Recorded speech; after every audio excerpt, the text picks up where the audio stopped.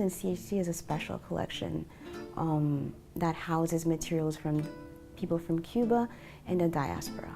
We are curators of people's stories. Well, the Cuban Heritage Collection started was born out of the vision of Cuban librarians who immigrated to the United States and wanted to preserve the history of their country, the history of the exile experience here in Miami.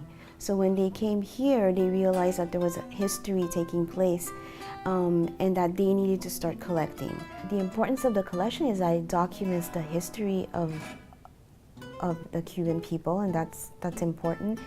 And it's important because it was a turning point in U.S. history and world history to have this migration experience in the United States.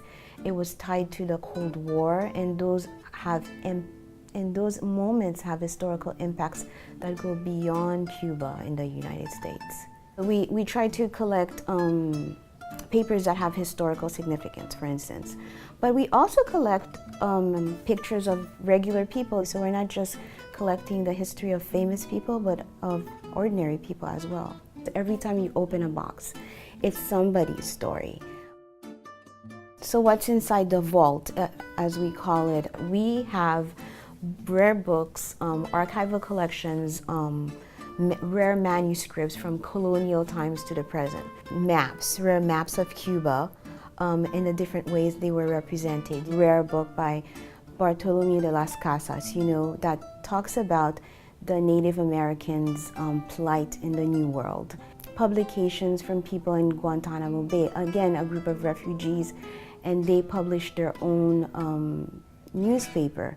So that's in the CHC. A lot of plays, so that's one of the specialties of CHC, that we collect the papers of playwrights. You have those illustrations.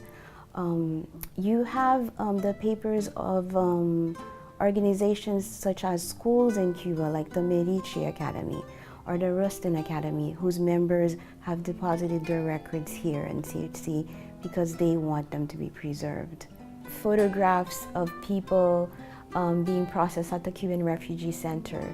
You would see newsletters published by the Cuban Refugee Center on ESL classes. Notebooks and small work of art produced by the anthropologist Lydia Cabrera, who was an anthropologist. I liked her decoration of the Virgin. We also have a collection of natural history of Cuba that includes these rare shells that you can only find in Cuba. You would see Celia Cruz's shoes also, so we have objects. Letters that people are writing to each other about what is happening in their lives, in their diaries. You would see photographs of regular people that lived in Cuba and they wanted to be safe.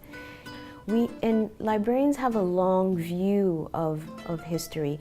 We don't think of tomorrow, we think 100, 200 years from now, people are going to want to study Cuba, the Caribbean, and they're going to want to look at resources, at texts, at stories about these places. Collections and libraries always have relevance. It's what you choose to do with them.